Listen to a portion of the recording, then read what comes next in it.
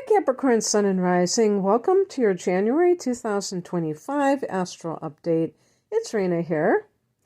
Well, we start the new year with the sun in your sign, and I just want to wish everyone who is Capricorn Sun a happy birthday and happy new year. And if you have Capricorn as your ascendant, then this is kind of like a new year of sorts, when the sun crosses over at the same degree over your ascendant and starts a new cycle.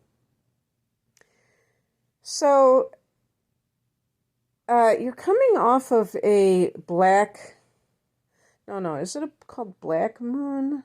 Yeah. Which is, or is that the dark moon? There's like the terms, I think it's black, which is a second new moon in 1 month in December as you go into January. And that is supposed to be, so I'm recording this in the earlier part of December, so maybe many of you will be listening in December anyway. And this new moon hasn't happened. That's going to occur on December 30th.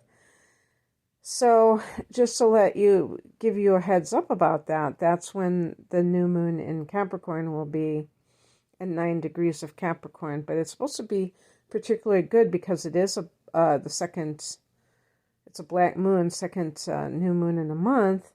It's supposed to be very good for manifestation. So we're coming into January 2025 because it is on the 30th. It's just 2 days before the new year. So it's still quite a bit in play, this new moon energy. And the one thing that has been going on is these personal planet retrogrades. So we have Mercury, which went direct on December 15th in Sagittarius, and yet it takes until the 3rd of the month for Mercury to come out of its shadow. The shadow period, pre and post, can be a time when, the transit is slowing down. So, Mercury is going to start speeding up because in this month, in a few weeks after it comes out of its shadow, you're going to have Mercury going into Aquarius, and it's getting, now it's back up to speed. And Mercury is very close to the sun in astrology, so that I think that will mean that a lot of ideas will start to be able to manifest easier, and the news will be more free-flowing instead of kind of coming out in dribs and drabs. There's just like a lot of things. Even commerce might, speed up, and that could be an improvement of sorts with all of these areas. But it does take until the 3rd where Mercury comes out of its shadow, and Mars is retrograding in Leo starting in December, but on the 6th of the month, Mars goes back into Cancer. For Capricorn individuals, this is your house of relationships. And you may feel this sense of frustration in relationships and the unwillingness or inability to express your anger directly. And this is because Mars is retrograding and it's internalizing anger. And of course, there's a danger to that in that it could create resentment. And even if you think you're doing it to preserve the relationship, it's, one thing you can do if you are finding yourself at odds with your partner is to, certainly think before you say something or think before you act, but then later on definitely broaching the subject, because this situation is going to last for several months. Mars is not going to come out of its shadow, meaning get back to 6 degrees of Leo until early May. So it's going to either be in Cancer or Leo for the next 5 months.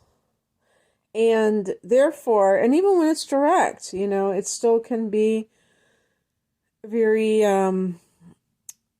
much about conflict. And if you're somebody who shies away from conflict, this is a time to really go within and ask yourself, what you're afraid of. Because the healthiest relationships, in my opinion, are the ones where people can express their displeasure with someone, and it doesn't have to be the end of the world. It doesn't mean that the relationship's going to end or that a big argument is going to break out. It's all in the way that you do things, but it's like some people don't want to do things because they really think it's going to be ugly, that they're going to be instigating something. So this issue about conflict or anger within relationships is a theme here. And one thing that I just kind of noticed, which quite frankly surprises me, is that it looks like there's going to be a conjunction between the full moon, which is occurring in Cancer, and let's see, and Mercury.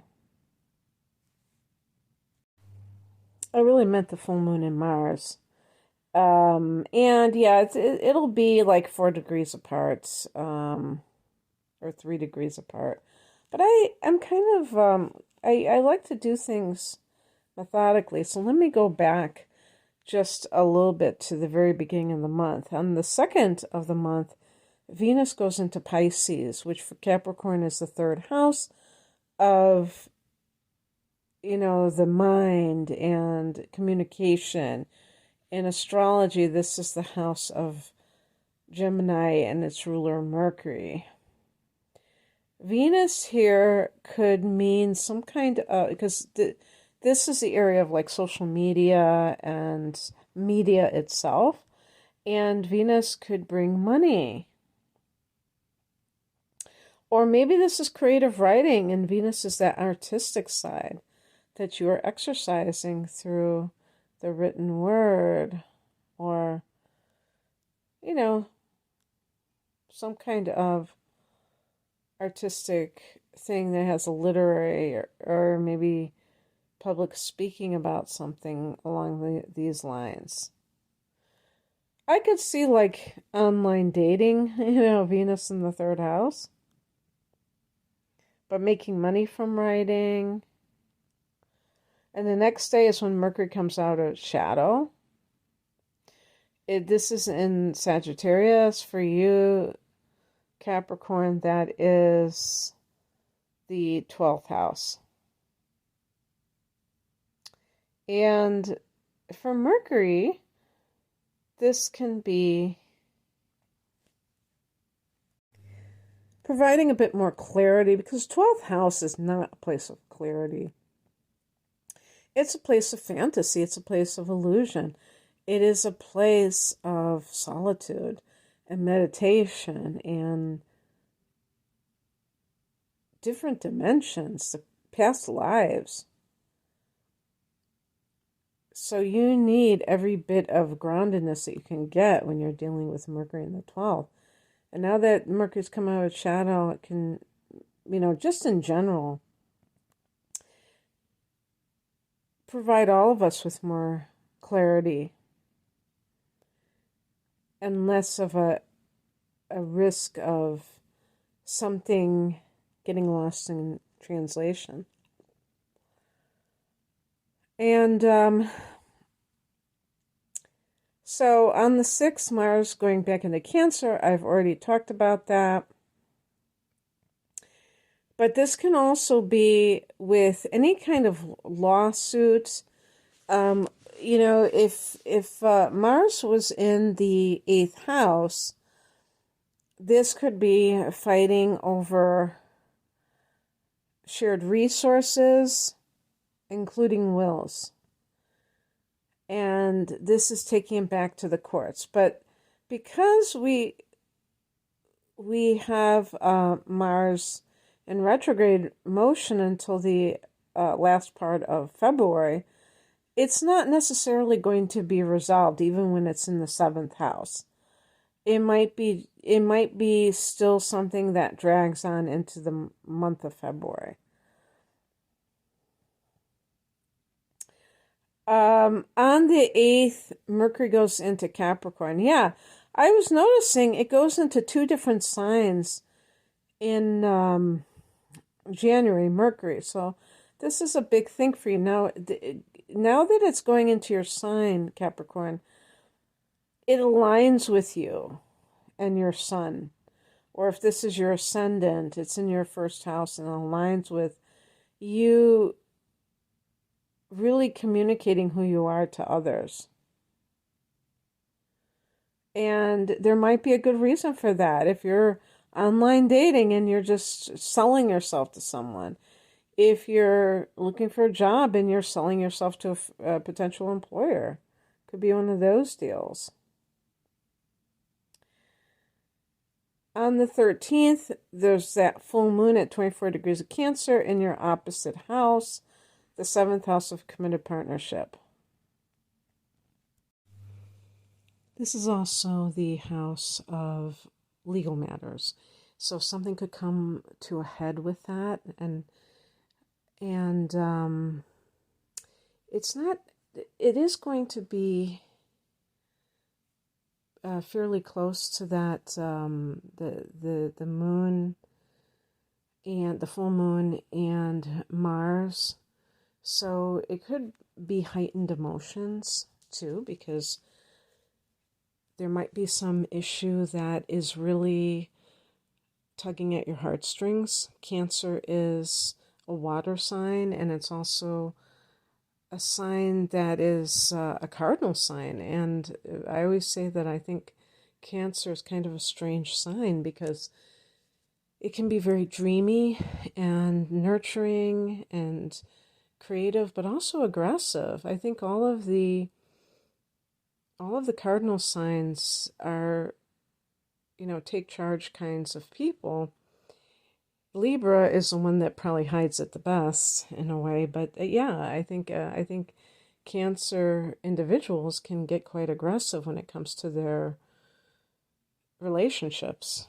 And so this could be something that is coming up around the issue of maybe mutual love, or in the form of, are we loyal to one another? Are we doing things together? The family, Cancer rules the 4th house of home and family. So, look to those issues. This is a general forecast, so technically I can't say that all of you will have this full moon in the 7th house, but it is on a later degree, so there's more of a likelihood, I guess. And so, yeah, it could be quite emotional. And because Mars is there too, it could be volatile emotionally, where there is some kind of impulsive, even an action that someone takes. So because full moons can bring things to a culmination, be careful, even if you are not getting along with your partner, not to do something rash and just say, well, I'm out of here, when you're just really keyed up and it's not necessarily what you want to do. Of course, there are times when we do leave relationships, but it's better to leave under circumstances that are less reactive, obviously.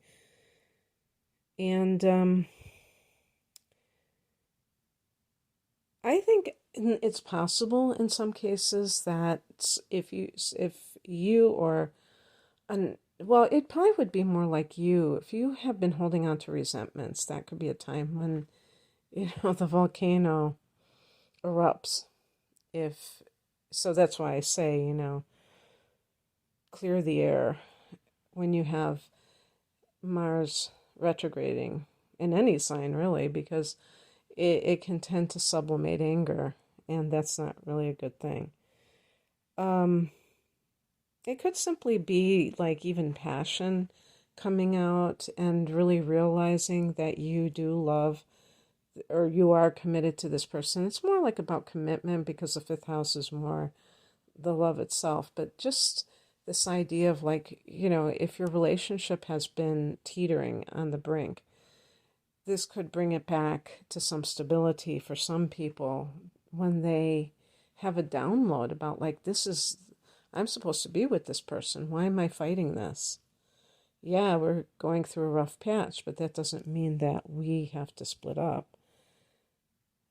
And then on the 19th, the sun goes into Aquarius, and this is your second house of earned income. And like I said, you have Pluto there. They're going to be in conjunction. And they say now, this is the second go around for Pluto being at the starting degree. Actually, Pluto is at 1 degree at this point. But this is the second time that Pluto has entered Aquarius, and now it's going to stay there until for the next 2 decades, till 2044. But when it enters that second house, and of course that'll be different for each of you, depending on the second house cusp, that can be a time sometimes of some kind of crisis. In this case, it would be financial. It doesn't mean like losing all your money, but it can mean be very careful when Pluto is in the second house about any kind of sketchy offers, or even on your part, if you kind of are scheming, you're like, I really want to be wealthy, and Capricorn certainly might think like this. You're an earth sign after all, but be careful because it could have like a rebounding effect where it falls back on you, because Pluto is connected to karma, and it's also the lord of the underworld, so it can bring those negative or criminal influences into people's lives in some way. And in this case, it would be something that is not quite kosher, a way to make money. And I mean, it could be something like a pyramid scheme, and you don't even realize it at first. But you might have like a few, qualms about it. So really trust your gut with those kind of things. I have a separate video on the transit of Pluto in the second house. So check my channel for that, because I probably will forget to link it below. And you will learn more about this transit. But now we have the sun in conjunction with Pluto there. It's very good for empowering yourself financially. It could even be something career-wise that's occurring, that's maybe getting a raise or what have you. And on the 27th, Mercury enters this area, which could put a lot of mental energy into making money. And actually a couple of days after that, on the 29th, we have the new moon at 9 degrees of Aquarius at 6:36 a.m. Central Standard Time. So this could be new developments in the money that you're making. And you might, with Mercury, you might come up with an idea. Mercury enters there 2 days before the new moon. Just some great idea, and you want to really act on it. So that could be quite promising for you, given the fact that Pluto is such a powerful influence and can be connected to wealth as well. Okay, that's what I have for you, Capricorn. I hope that this resonated. If you would like a private reading, especially since even in December, at the last week in December will be your season, and that will be the time when you're going to have these new beginnings, and looking at 2025 from your own personalized chart is a great thing, because this is just a general reading. And if you're if you're listening as a sun sign in Capricorn, your rising sign is really, that's your natal chart, and that's where the readings are really tailored for the natal, the rising sign. A lot of times doesn't mean it can't be legitimate for your sun sign. I've listened to other people's forecasts, other astrologers, and I find the sun forecasts, I combine them. Sometimes people say, well, what should we listen to, the sun or the ascendant? Listen to both, because they're going to both resonate with you. I've heard that the solar chart is really good for matters that are connected to maybe like your career, anything that's connected to the sun.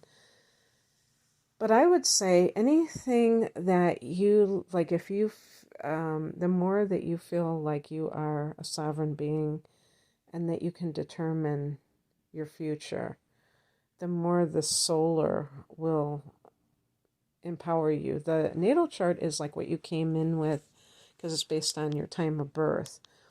And this is, astrologers will say, oh yeah, well that's more accurate because it's based on your time of birth. What I would say is, in general, you can definitely say that.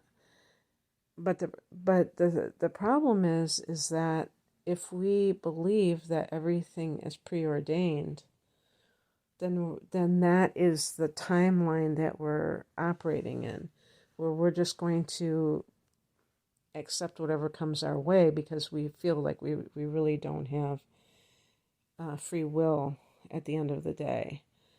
And so the natal chart is best for those types of people, because then it'll tell them mundane events that are based on, their rising sign, the cusp of their first house being connected to their time of birth. But if you really believe you're a co-creator of your reality, then the sun aspect can really empower you, I feel like. So anyway, but I do natal charts. You can find out more information at the link below. I have package deals. One that is particularly popular is my deep dive reading, which is an hour of natal chart analysis and an hour of transits for 2025 for a special price compared to buying these 2-hour-long readings separately. And I have career readings, love readings, and tarot readings. So you can find out more information at the link below. Thanks for listening. Bye.